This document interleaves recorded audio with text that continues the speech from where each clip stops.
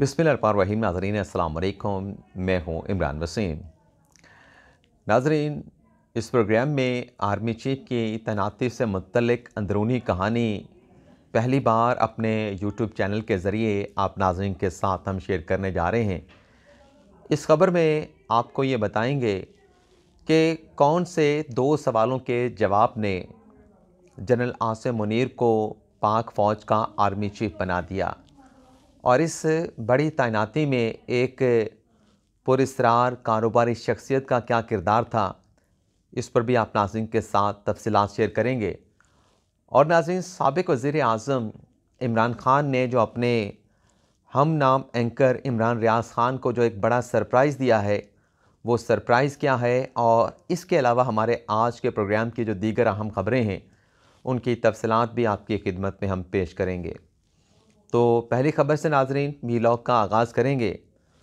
तो ख़बर नाज़रीन ये है कि साबिक़ आर्मी चीफ़ जनरल क़मर जवेद बाजवा साहब, जब ये आर्मी चीफ़ की तैनाती का जो प्रोसेस है वो बाकायदा तौर पे शुरू हो चुका था और अंदाज़े लगाए जा रहे थे, दावे किए जा रहे थे, तो इस दौरान नाज़रीन जो बाजवा साहब थे, जो अभी तक अपने ओहदे से रिटायर्ड नहीं हुए थे, लेकिन आर्मी चीफ़ की तैनाती की जो मुद्दत मियाद है, जो डेडलाइन है, वो करीब आ रही थी। तो जनरल बाजवा साहब जो है नाज़रीन, वो आसिम मुनीर साहब को आर्मी चीफ़ के ओहदे पर, यानी उन्हें पाक फ़ौज का नया आर्मी चीफ़ बनता नहीं देखना चाहते थे। और यही ख्वाहिश साबिक़ वज़ीर आज़म इमरान ख़ान साहब की भी थी।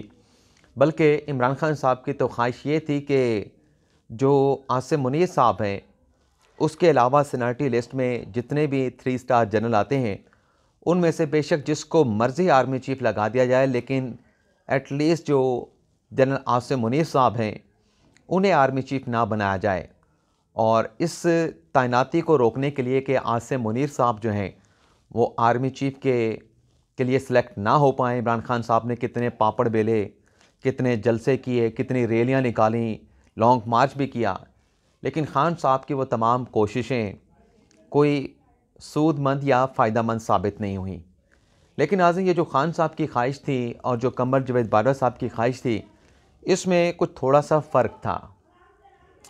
इमरान ख़ान साहब ये चाह रहे थे कि आसिम मुनीर के अलावा जिसको मर्ज़ी लगा दिया जाए, लेकिन नाज़रीन जनरल बाजवा साहब ये चाह रहे थे कि आसिम मुनीर को ना लगाया जाए, बल्कि सीनियरिटी लिस्ट में जो पहले नंबर पे सहर शमशाद साहब आते हैं, उन्हें आर्मी चीफ़ अपॉइंट किया जाए, और जो आसिम मुनीर साहब हैं उन्हें बिल्कुल रिजेक्ट ना किया जाए, बल्कि जो chairman joint chief of staff का ओहदा है उस पर आसिम मुनीर साहब को तैनात की जाए, उनकी तकर्री बतौर chairman joint chief of staff committee जो है वो की जाए। और ये नाज़रीन जो तजवीज़ थी, या जो इसे ख्वाहिश कहा जाए जनरल क़मर जवेद बाजवा साहब की, ये ख्वाहिश उन्होंने कन्वे की मलिक अहमद ख़ान को, जो कि मुस्लिम नवाज़ के रुकने सूबाई असम्बली हैं पंजाब से। वो ये तजवीज़ लेके बाजवा साहब की इस प्रपोज़ल को लेके नवाज शरीफ के पास लंदन गए और जाके उन्हें प्रपोज़ल दिया कि बाजवा साहब की लॉजिक ये है कि सहर शमशाद साहब को आर्मी चीफ़ क्यों लगाना है और आसिम मुनीर साहब को क्यों chairman joint chief of staff committee बनाया जाए। तो नवाज शरीफ ने नाज़रीन मलिक अहमद ख़ान को ये जवाब दिया कि बाजवा साहब से कहें कि वो आर्मी चीफ़ की तैनाती के नाम भिजवाएँ और फ़ैसला करेंगे वज़ीर आज़म शहबाज शरीफ। तो वहाँ से मलिक अहमद ख़ान की वापसी होगी, और इसके नाज़रीन कुछ देर के बाद साबिक़ वज़ीर आज़म शाहिद खाकान अब्बासी की भी जनरल क़मर जवेद बाजवा के साथ मुलाकात होती है। और इस मुलाकात में भी नाज़रीन बाजवा साहब इसी बात पे इंसिस्ट करते हैं, इसरार करते हैं कि सहर शमशाद साहब को जो है वो आर्मी चीफ़ होना चाहिए, और आसिम मुनीर साहब को जो है वो chairman joint of chief staff committee के लिए जो है आप कंसिडर करें। इसके बाद नाज़रीन इस मुलाकात के बाद जो शाहिद खाकान अब्बासी ने जनरल क़मर जवेद बाजवा के साथ की, इसके चंद रोज़ के बाद नाज़रीन एक कारोबारी शख्सियत को नवाज शरीफ की तरफ से जनरल क़मर जवेद बाजवा के पास जो है वो भेजा गया। और ये जो नाज़रीन कारोबारी शख्सियत हैं, ये दोनों की, क़मर जवेद बाजवा की और नवाज शरीफ की दरीना जो है वो इनके साथ ताल्लुकात थे, मुश्तरका दोस्त थे। तो ये जो कारोबारी शख्सियत जब जनरल क़मर जवेद बाजवा के पास गई, तो नवाज शरीफ ने इन्हें 2 सवाल दे के भेजा, और उनमें से पहला सवाल ये था जो कि जनरल बाजवा से उस कारोबारी शख्सियत ने पूछा कि इन दोनों में से दबाव जो है वो कौन ज़्यादा बर्दाश्त कर सकता है। तो बाजवा साहब ने जवाब दिया कि आसिम मुनीर साहब बर्दाश्त कर सकते हैं। फिर दूसरा सवाल ये पूछा गया कि इन दोनों में से वो कौन हैं जिनके अरब ममालिक के साथ बेहतर अच्छे ताल्लुकात हैं। तो इसका भी बाजवा साहब ने जवाब दिया कि आसिम मुनीर साहब के अरब ममालिक के साथ अच्छे ताल्लुकात हैं। तो ये जब दो सवालों के जवाब बाजवा साहब ने दे दिए और वो कारोबारी शख्सियत मुलाकात के बाद वापस आई, तो नवाज शरीफ ने शहबाज शरीफ को गो अहेड दिया कि आप आसिम मुनीर साहब को आर्मी चीफ के अहदे पे तैनात कर दें। और इसके बाद नवाज शरीफ जो हैं वो यूरोप के दौरे पे रवाना हो गए। और जब नाज़रीन शहबाज शरीफ ने ये नाम सदर मुमलिकत को भेजा आसिम मुनीर साहब का और सैर शमशाद मिर्ज़ा साहब का बतौर chairman joint chief of committee के लिए, chairman joint chief of staff committee के लिए, तो ये नाम सदर मुमलिकत को भिजवाने से पहले आखिरी रात भी एक डेलीगेशन जिसमें ख्वाजा आसिफ भी शामिल थे वो गए। उन्होंने कमर जवेद बाजवा साहब के साथ, आर्मी चीफ के साथ मुलाकात की और फिर अगले रोज़ ये दोनों नाम आसिम मुनीर साहब का आर्मी चीफ के लिए और सैर शमशाद मिर्ज़ा साहब का chairman joint chief of staff committee के लिए जो है वो ऐवान सदर जो है वो भिजवाए गए। और जब पिछली रात यानी ये नाम ऐवान सदर में भिजवाने से पहले जो ख्वाजा आसिफ साहब थे वो वज़ीर आज़म के हेलीकॉप्टर पे GHQ गए थे। और अगले रोज़ जब शहबाज शरीफ ये नाम जो है वो भिजवाए सदर मुमलिकत आरिफ अलवी साहब को, तो सदर मुमलिकत आरिफ अलवी आप नाज़रीन जानते हैं कि वो ज़मान पार्क गए थे इस्लामाबाद से एक तैयारा लेके, सरकारी जहाज़ लेके। तो वो सरकारी जहाज़ भी वज़ीर आज़म शहबाज शरीफ की जानिब से उन्हें प्रोवाइड किया गया था। यानी वज़ीर आज़म का जहाज़ था जो सदर मुमलिकत आरिफ अलवी लेके ज़मान पार्क लाहौर गए थे और वहाँ पे उन्होंने इमरान ख़ान को इस तैनाती के ऊपर मनाया था, उन्हें रज़ामंद किया था। तो ये नाज़रीन पूरी अंदरूनी कहानी पहली मर्तबा आज जो जावेद चौधरी साहब ने कॉलम लिखा है उसमें उन्होंने ये सारी कहानी के आसिम मुनीर साहब को कैसे आर्मी चीफ के ओहदे पे तैनात किया गया, उनकी सिलेक्शन हुई, प्रोसेस क्या था, कौन कौन से किरदार थे, किसका क्या प्रपोज़ल था और कौन से दो सवाल थे। तो ये सारी कहानी जो है वो आज एंकर तज्ज़ियाकार सहाफ़ी जावेद चौधरी साहब ने अपने कॉलम में बयान कर दी है। अगली खबर नाज़रीन वो इमरान खान साहब से मुतल्लिक है। आज नाज़रीन खान साहब की ज़मान पार्क में कुछ सहाफ़ियों के साथ मुलाकात हुई है। इस मुलाकात में तो वैसे काफ़ी ज़्यादा बातें रिपोर्ट की गई हैं, लेकिन मैं सिर्फ 3 बातें आप नाज़रीन के सामने रखूँगा। एक तो नाज़रीन खान साहब ने कहा कि ये जो एतमाद का वोट लेने का कहा गया परवेज़ इलाही साहब को, इसमें हमारे 3 अरकान को राब्ता करके कहा गया कि आपने एतमाद के वोट के इस प्रोसेस में आपने न्यूट्रल रहना है। ये पहली मरतबा खान साहब ने बात की। हालांकि एतमाद का वोट लेने का जो मामला है वो भी कोई 2 से 3 हफ्ते पुराना हो चुका है। और दूसरी बात खान साहब ने ये की कि मेरी जो आखिरी मुलाकात हुई जनरल कमर जवेद बाजवा के साथ, उसका एक मुख्तसर सा अहवाल भी सहाफ़ियों के साथ इमरान खान साहब ने शेयर किया है। खान साहब ने नाज़रीन ये बताया कि जनरल बाजवा के साथ जब आखिरी मुलाकात हुई तो बाजवा साहब ने बताया कि आप लोगों की फ़ाइलें मौजूद हैं, आपकी ऑडियो वीडियोज़ भी हैं, आप प्ले बॉय भी रहे हैं। तो खान साहब ने कहा कि मैंने ये जवाब दिया कि हाँ मैं प्ले बॉय रहा हूँ। तो यानी खान साहब ने बजाय इसके कि नदामत का इजहार करते कि आपके लोगों की मुबैना करप्शन की, मुबैना लूट मार की फ़ाइलें मौजूद हैं और आप कह रहे हैं कि तो क्या हो गया, और आपसे कहा गया कि आपकी गैर अखलाकी ऑडियो, गैर अखलाकी वीडियो मौजूद हैं। तो खान साहब कहते हैं तो क्या हो गया। खान साहब से कहा गया कि आप माजी में प्ले बॉय रहे हैं। तो खान साहब ने कहा क्या हो गया। यानी खान साहब ने ज़रा बराबर भी आज सहाफ़ियों के साथ मुलाकात करते हुए कहा कि मुझे जब ये चीज़ें बताई गई तो मैंने कहा कि तो क्या हो गया। यानी खान साहब ने कहा कि मैंने उनसे ये कहा कि क्या ये वीडियोस बनाना, ऑडियोज़ बनाना अब हिसास इदारों का काम रह गया है। खान साहब का सवाल ठीक है, लेकिन खान साहब ने सहाफ़ियों के सामने गुफ्तगू करते हुए नहीं कहा कि मुझसे जब आर्मी चीफ़ ने यह सवाल किया, मुझे मेरे सामने इंकिशाफ किया, मुझे बताया कि मेरी ऑडियो वीडियो, मेरे लोगों की ऑडियो वीडियो, गैर अखलाकी ऑडियो वीडियो मुबैना तौर पे मौजूद हैं, मुबैना तौर पे मौजूद हैं। तो मैंने ये नहीं कहा कि वो फ़ेक हैं, जाली हैं, वो एडिट की गई हैं, वो डीप फेक के ज़रिए बना गई हैं। तो खान साहब ने कहा कि मैंने उन्हें ये जवाब दिया कि आपका ये काम है कि आप लोगों की ऑडियो वीडियो, गैर अखलाकी मुबैना ऑडियो वीडियो रिकॉर्ड करते रहें। तो ये नाज़रीन खान साहब ने एक तरह से सहाफ़ियों के साथ मुलाकात में अपनी गंदी वीडियो का, मुबैना गंदी वीडियोज़ का जो है वो उस पर कोई एतराज़ नहीं उठाया, बल्कि खान साहब ने उसका एतराफ़ कर लिया है, जो खान साहब ने खुद स्टेटमेंट दिया है। अब यहाँ पे नाज़रीन जो एंकर इमरान रियाज ख़ान है, उन्हें ये लाजमी एक सरप्राइज़ पहुँचा होगा कि वो तो मुख्तलिफ अपने वीलॉग के अंदर कहते रहे कि ये झूठी है, ये फ़ेक है, ये फैब्रिकेटेड है, ये एडिटेड है।